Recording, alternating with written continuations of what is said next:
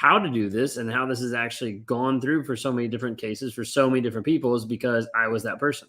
Like I was the person who did the things to the other people.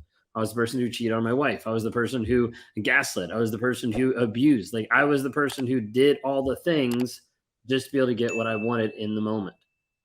Okay? Narcissistic abuse is very much real. And a lot of times people want to discount it and they want to say it's not that big of a deal. It's not real when it absolutely is. But being able to actually break free from narcissistic abuse is quite the struggle. Like, how do you actually feel when you're stuck in the narcissistic relationship? Someone said 2 years out of narcissistic relationship, the trauma is still present, 100%. Because it's not just being away. You can be away from that person for multiple years and it not get fixed. Until you actually change the mindset, the thought process is actually going on, nothing is actually going to change. This is the hard reality that a lot of people struggle with. Until your mindset change, nothing's going to happen. Sometimes I feel like I am the narcissist. Is this part of the abuse cycle? A lot of times narcissists will make you feel like you're the narcissist, 100%. And check out in the bio, we have escapetoxicity.com. Check out the link in the bio because it walks you through that exact question. Am I the narcissist? Like when you're worried about that and you're wondering about that, check that out. It actually walks you through so you understand what narcissistic abuse actually it is. Because narcissists will typically try to switch it around on you to make you feel like you're the crazy one. As much as I've educated myself, I still feel like I've caused most of his crappy behavior. The crazy thing, Heather, about that is that you haven't. You haven't caused any of that behavior because my wife's therapist said this to her one time. She was like, you didn't put a gun to his head and tell him to go cheat on you. But a narcissist will make you feel like that. My wife felt like that. The different therapists that we've done as couples together had made us feel like that. Like there's a lot of different pieces like this that they'll make you feel like it is your fault when it has nothing to do with you. That's the hardest thing for a lot of people to realize in a narcissistic relationship. It has nothing to do with you whatsoever. It has everything to do about the narcissist. The narcissists hide their wife and children, especially if they're in affairs. Yeah, a lot of times that happens. 9 years in a relationship, I've been blamed and called a narcissist 3 times in court, and she still came back to me 3 times. Oftentimes that will happen. Will narcissists actually even think that they're narcissists? Typically not, and especially not in those terms. A lot of times a narcissist will know that there's something different, that there's something wrong, but they might not actually put those actually words to it. So like growing up, I knew I connected different with different people. Like I knew I didn't have the same type of emotions, the same type of feelings as other people. I didn't get upset when other people got upset. I didn't really care. Like I knew there was an issue there. I knew that I was different, but I didn't know what. Okay. Yeah, I mean, this is a perfect day for a narcissist to hoover. After cheating on me, he just texted me, "Happy Easter, miss you." How many of you got an Easter hoover? Anybody get an Easter hoover? Just saw one. Anybody else?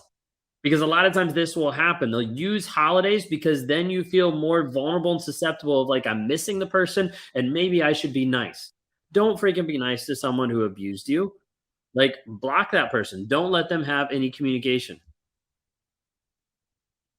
All right. Yes, because narcissistic base is shame. 100%. It is all about shame underneath. Besides mindset work, somatic work is also helpful because trauma gets stuck in the body. 100%. Do narcissists hide in religious beliefs? Yeah, a lot of people do. A lot of narcissists will use like spiritual manipulation to try to be able to get you to do what they want you to do. A lot of narcissism is in church, where they're telling you to stay together, to be a union of both of you together when one of you is in an abusive relationship. Like this happens. Thank you for addressing this. I was literally just had to argue with myself about the possibility that I'm the narcissist. Yeah.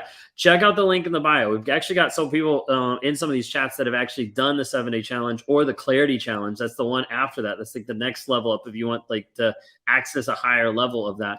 But a lot of times people struggle with that. Am I the narcissist? And so we walk them through what actual narcissistic abuse actually is.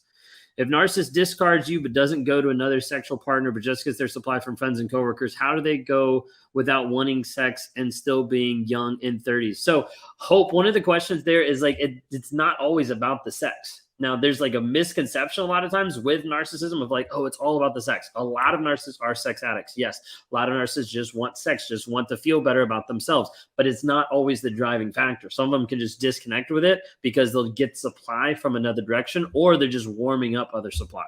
Okay. They use it as a weapon. Yeah, religion, they use it as a weapon. My covert narcissist got triggered, textbook, lies, catastrophically, I cannot say it. Sorry. Playing the victim, blaming a child. Yeah, 100%. Why do they always use holidays? They use holidays because they know you're more susceptible to respond. Like, think of it this way, like, why would you not respond to someone who says happy birthday? Like, that would be rude. That would be mean, right? Well, that's what the narcissist is counting on. They're counting on your sense of morality and your goodwill to other people to actually use that against you so that they get what they want out of you in that exact moment. Okay. If you guys are just new tuning in, or if you guys don't know who I am, my name is Ben Taylor. I'm a self-aware narcissist on this channel to provide awareness, growth, healing, change, and development. Those are the 5 stages of healing that we actually work with people inside narcissistic abuse. We do it through Escape Toxicity, the 7-day challenge to healing. You can actually access that in the links in the bios. Escape Toxicity. We do it in the 45-day clarity challenge, which is you actually developing habits that actually are putting you first in the relationship, of actually working on yourself, having you develop the stuff that's going to help you break out the trauma bond, continue moving forward.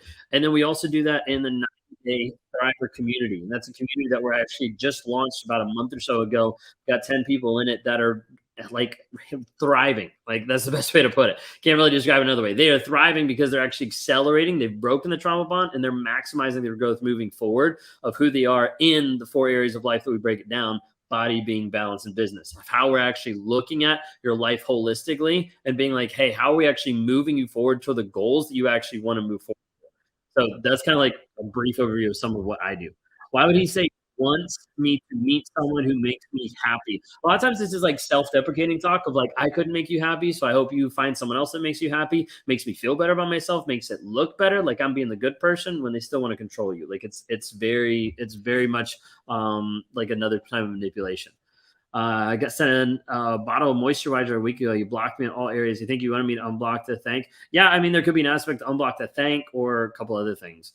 Why do narcissists stop talking to their kids? Because they don't care about their kids, just like they don't care about you. When they're an inconvenience, they just move on. I've been abused by a narcissistic mother for 23 years. I hope you get free. I need to get you away from that.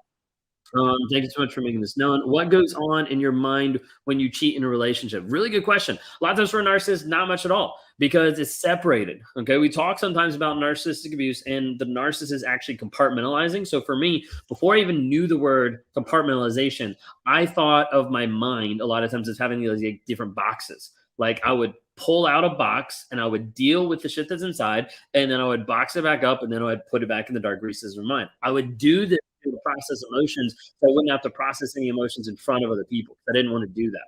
Like, that was something that would bring about the shame, the vulnerability, the weakness, right? So compartmentalization, when it comes into a affair or to a cheating relationship, it becomes something that only a certain reality exists in the moment. Like, out of sight, out of mind. That's the same kind of aspect. So how it would work, how it would break down would be, hey, I'm with this person, love my life, absolutely best thing ever, blah, blah, blah, not cheating on them. Okay. And then walk out the door. Now I switch into the next reality of like, oh, now I'm with this person, love my life, cheating, like with them, not cheating on them, etc. The only thing that was hard at that point is the jump in between of like remembering, like, wait a second, I only told this person this problem. I didn't tell this person. Like, oops, I just said something to this person that I communicated to this person.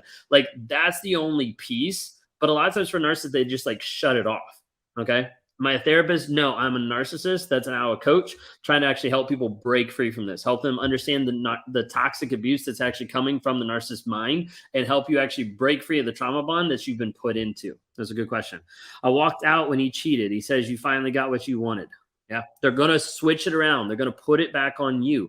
Why narcissists? They blame you always in a religion, and then they jump to a new person that was there from before.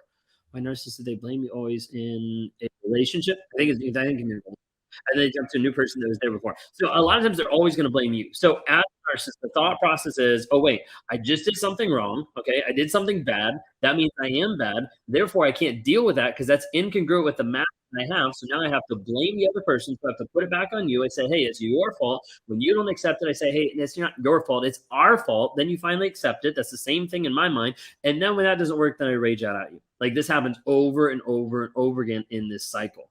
Okay. It's been 3 years and he still talks to me, sends me texts from Google numbers to abuse me. Why? There's a piece of it that's still about control, and there's a piece of it that's still trying to get a trigger. I would change your number. Like, I would go ahead and completely change your number and not have anything. Let's say if you have kids, then you change your number and you're like, here's my email. That's the only thing I'm going to respond. And you respond like once a week. As a narcissist, does it even matter if you get caught cheating? A lot of narcissists don't care unless it's like this giant exposure to like the world, basically, and it looks bad for their mask. If it's not, or if they can justify it in their head, then it won't really matter. They'll just keep moving on. How can I be supportive to my husband if he thinks he's a narcissist? Tell him to get into therapy and then sit back. And if he doesn't, then leave.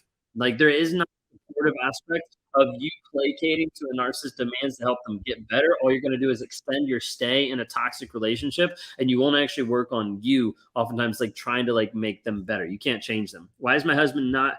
Why is my husband convinced himself if of his BS story of not cheating on me and wants me to believe his story? He convinced himself is the truth and still lies despite me having proof. So at that point, you need to leave. Like you're in a toxic relationship with someone who is unwilling to be honest and truthful. At that point, you've got nothing actually going for you in a relationship. You need to walk away.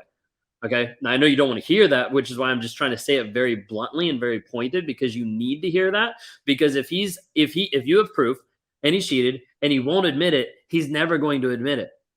Like the only time he's going to admit it is when you actually pack your bags, get ready to walk out the door, and magically everything changed and he gives you everything you ever wanted. That'll only happen for a short period of time because it's a facade. You need to walk away. If you're in a relationship and the person is not honest, vulnerable, or showing consistent change in their own lives, you are living a fantasy. Like so much of our society is built on a bunch of bullshit and people are buying into it. I'm not just talking about narcissism, I'm talking about in general, people that don't want to actually deal with the truth of the situation, the truth of actually what's going on. Like if you're in a relationship and the other person can't be truthful and honest, you're not in a relationship.